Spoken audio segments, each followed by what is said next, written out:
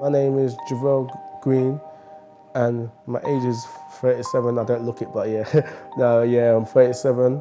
And my role at Lymore was an assistant manager. Yeah, I started playing football when I was around 10 years old. Yeah, 10 years old. Boy, a long time, yeah. But yeah, I started playing football with a lot of us on the estate. Obviously, I'm from Leytonstone, Cattle Estate, but I know obviously it's got a lot of reputation that it's a bad estate. In the early days growing up, they used to call it the Bronx, like from America. That's how bad it was. It was bad. If you didn't know it, it was a bad estate, yeah, but everyone who was around that time, we were always like family, so I got cerebral palsy, but growing up with cerebral palsy was a rough road, something that affects the right side of the body, but it comes in different level. Obviously, it starts from one's bad and seven's good. So yeah, so obviously I was level 7, so basically that's on the verge of being normal. Like certain times, I used to put myself down thinking, I can't do it. In my other sense, I was saying, no, I can do it. I can do it. And especially my friends who I got around me, they always believed in me to be better than what I am. So that was good because they used to support me who I am. You see, Javel, if you do anything in front of Javel, he will rip you for your whole life. On your wedding day, at your funeral, he will mention it. I swear to you, that's Javel. I swear to you. He's a bit cheeky like that. Javel was one of the first people to teach me how to play football. Obviously, being disabled just didn't faze him at all. So he just kept playing and we just didn't look at it. So he would challenge us, make slide tackles, diving on the concrete like he was just like everybody else. So the passion and the love was just as much as he loved his brother or his sister. All of us as peers, all of our friendship group, there's about 10 of us. We looked at Javel as a superhero really because of the fact that we didn't see him having a disability other than him competing with us no matter what. Whether it's playing PlayStation with one hand, whether it's jumping off a cliff and grabbing onto a pole, or swimming. I remember there was a point where he's scared of heights. We had to tie a rope around him and pull him up the highest mountain in Wales. It took us like 6 hours, but it's like, we just did it because it was Javel. It was like our mate, we didn't care. So for a long time, we didn't even know that he had cerebral palsy. We didn't know what it was called, we didn't know anything. We just knew Javel as Javel.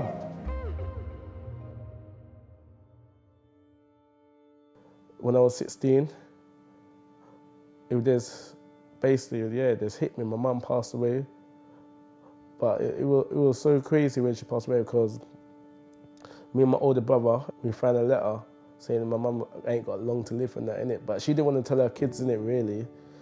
Then me and my brother said, you can tell us, mum, obviously you can talk to us and tell us. But she said she didn't want to tell her kids. Yeah, so she had 8 kids. Yeah, so then after that, I had to look after my brother and sister for a little while. Then my 2 aunties took over. I had to be the man in my house and help my brothers and sisters out, and then help my aunts out. So yeah, so it was a rough, challenging road, because even up to today, it still feels like yesterday my mum passed away. So yeah, so it's a struggle still, especially when it comes to like my birthdays. I don't even want to just do nothing. I've always had Javel, like he was in the household, he was of age, I would say. So anything that I wanted, I would ask Javel and he would sort it. So yeah, like when my mum passed away, it was, I guess, hard for all of us. But we just came together as a family and still got through the hard times. The kids love him. Every time we've got video calls, uncle, they want to speak to him. And like, they have that role model to look up to as well, which I think is really good. Because of his devotion and his affection, he knew what mum used to do and things like that. And those are the things, the small things it might be, but it helped me, which he probably didn't know at the time. But it helped me to help them to develop in their responsibilities and things like that, and things that they were doing at the time. You know, it's given me an attitude that that is a progressive attitude, that just because you've got a disability, it doesn't mean that you can't do this or you can't do that. You can do anything. Javel's shown you that. At the same time I wanted to give up, but at the same time in my head I'm thinking, my mum won't want me to give up. My mum wanted to say, go and do what you can do best. Even from growing up and going to school, my mum didn't send me to a disability school. She believed that who I am. So I went to a normal school, so that's how I feel like who my character is today, so yeah.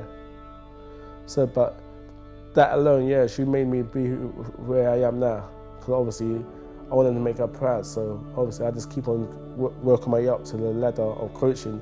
Like this year I want to try and do my UEFA B badge, so yeah.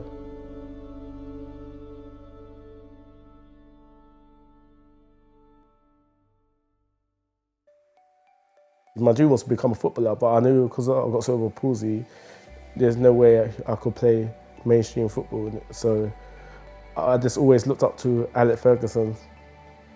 Yeah, he was my role model still, yeah. Even when I used to play that football manager, championship manager, yeah, so yeah. When I was 17, I went to LA Raiders. It was based in Leighton's, a football college. And Ray Lee, he was a professional footballer at Arsenal.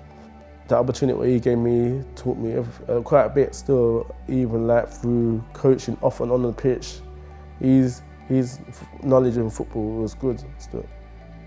Playing against like the trainees at the time was David Bentley, Ashley Cole and that. So yeah, it was a great opportunity, especially it was at Highbury, so it was good. Then went on to Arsenal, I was playing on the Emirates, meet a couple of players, even though I don't like Arsenal, but they still give me opportunity in the professional game, so yeah, so I was grateful. After that, I stayed there for 2 years. I got my level 1 and a couple other little courses out the way. After I left there, I went on to Leyton Orient for a little while. Then I done a 2-year trainee at Arsenal where I gained my level 2 and my sports recreation level 3. One of my friends who's got cerebral palsy too, he said to me, come to the nationals. So nationals are like the best in London. I didn't know nothing about disability football or nothing. I just thought able-bodied, I used to play able-bodied for Paul, Lee's uncle, so I didn't know nothing about able-bodied. So he said, come, let's see it, let's play. So I went there, I went training once, they said, yeah, come and sign. I was there for like three years. Then the England coach said, I'll come up to England camp. So I went up there. I thought it was going to be a walk in the park, but I remember when I first got up there doing a beep test. I was like, what? Then I got injured there, so from there I just thought, no. But the level up there was good. Lymer's been running we've been running for about 5-6 years now. So I said to Lee, or we both spoke about it, said, let's set up a football team. And then we just come together and sat down. And from there, Lee believed in me and said, he wants me to be a manager. So at first I was skeptical, saying, no, I can't do it. But he goes, no, you can do it, you can do it. So after that, I just took the role of manager. And the first season, we done quite good. Me and Lee got them to the final in our first season, and I think we come 5th in our first season. And from then, we ain't turned back. We just keep going, keep going. We've got 5 girls teams and 2 men's teams on the Saturday and 1 on the Sunday.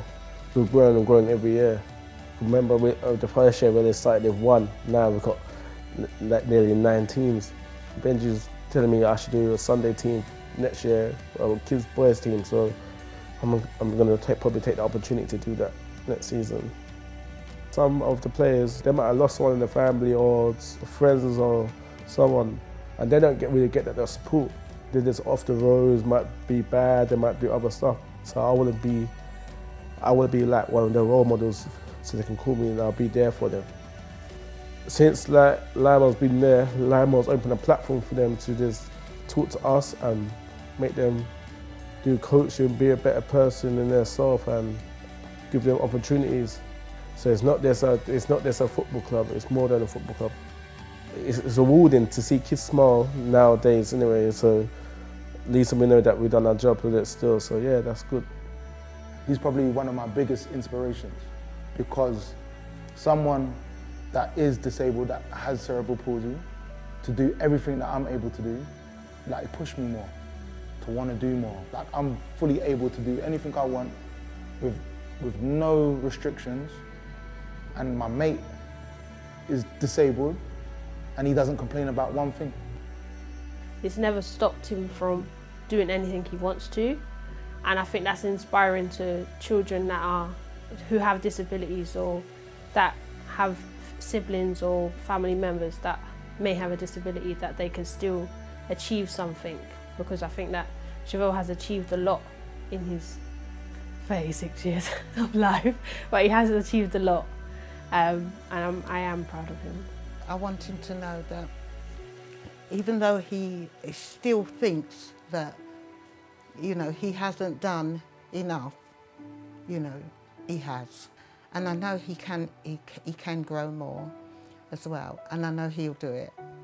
And I wish him all the best, and I just pray for him every day that he will have strength, health and prosperity.